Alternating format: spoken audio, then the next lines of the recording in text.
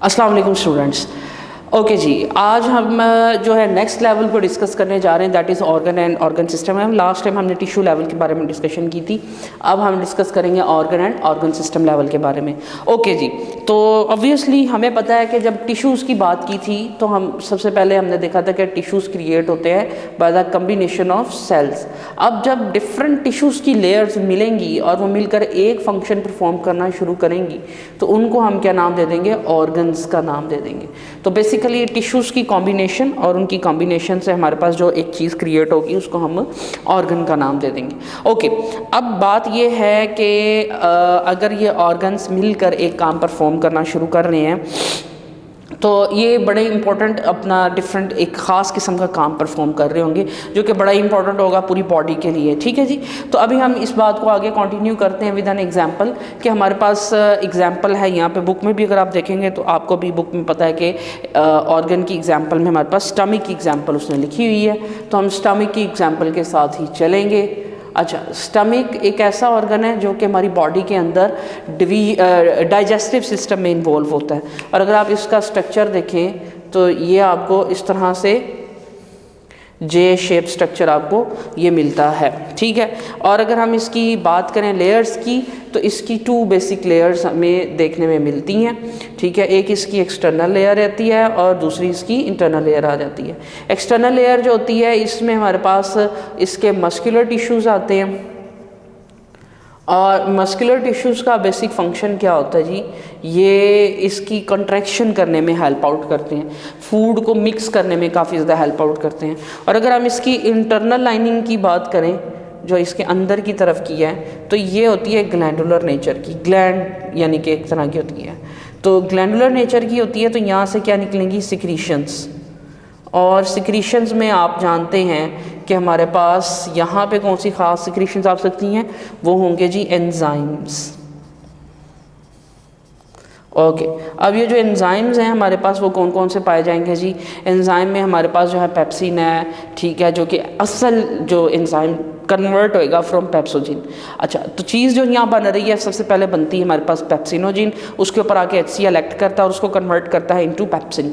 ठीक है जी, तो ये बात हमारे पास यहाँ पे याद रखनी है आपने ग्लैंडुलर टिश्यू में। बाकी ये स्टमक है, स्टमक ऑब्वियसली एक पार्ट है डाइजेस्टिव सिस्टम का और ये फूड को डाइजेस्ट करने में बहुत ज़्यादा हेल्प आउट करेगा। अच्छा, अब यहाँ से हम अगली बात लेके चलते हैं। ये था हमारे पास ऑर्गन लेवल कि हमने डिफरेंट कॉम्बिनेशन ऑफ टिश्यूज़ के साथ ऑर्गन बना लिया, स्टमक की एग्जांपल देख ली। अब हम डिफरेंट ऑर्गन्स की कॉम्बिनेशन के साथ हमारे पास डिफरेंट ऑर्गन्स होंगे जिनकी कॉम्बिनेशन होगी, हमारे पास एक पूरे का ऑर्गन सिस्टम बन जाएगा। चले देखते हैं, हम डाइजेस्टिव सिस्टम की एग्जांपल लेते हैं। चले जी, माउथ कैविटी से बात स्टार्ट करते हैं, ऑसोफिगस पे बात आती है। ऑसोफिगस के बाद हमारे पास नेक्स्ट स्टमक आ जाता है। स्टमक के बाद हमारे पास आती है स्मॉल इंटेस्टाइन, और आपको पता है स्मॉल इंटेस्टाइन के भी 3 पार्ट्स होते हैं, ड्यूडिनम, जीजिनम एंड इलियम।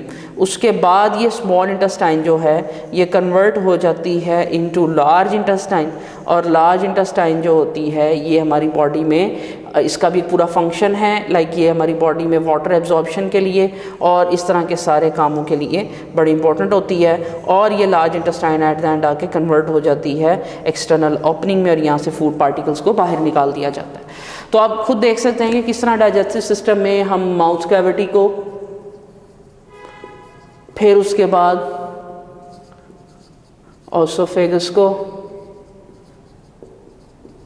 फिर उसके बाद स्टमक को, फिर स्मॉल इंटेस्टाइन और लार्ज इंटेस्टाइन।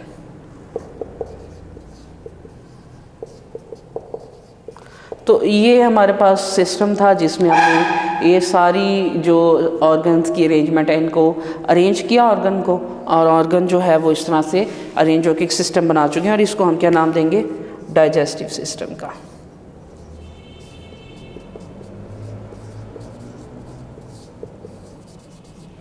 ओके स्टूडेंट्स, तो ये था हमारे पास सिस्टम के हवाले से।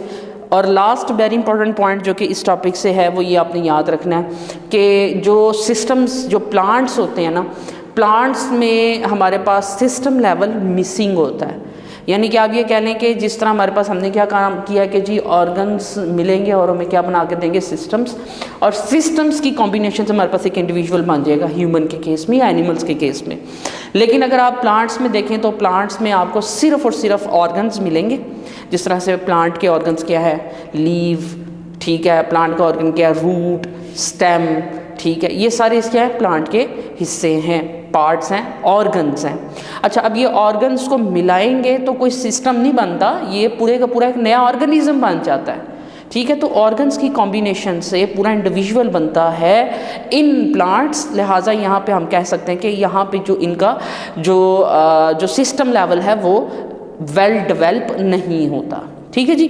तो student that is the end of this lesson. इसमें हमने ये सारी बात डिस्कस कर ली है, तो इसको मैं रिपीट कर देता हूँ थोड़ा सा जल्दी से कि जितना जितना हमने डिस्कस किया है। सबसे पहले हमने ऑर्गन के बारे में डिस्कस किया, टिश्यूज़ मिले मिलकर ऑर्गन बनाया, ऑर्गन्स ने मिलकर सिस्टम बनाया, और प्लांट्स के अंदर जो होते हैं वो सिस्टम्स नहीं होते। That's it, thank you very much with your having with you, and inshallah we will continue in our next lesson. Thank you. Allah Hafiz.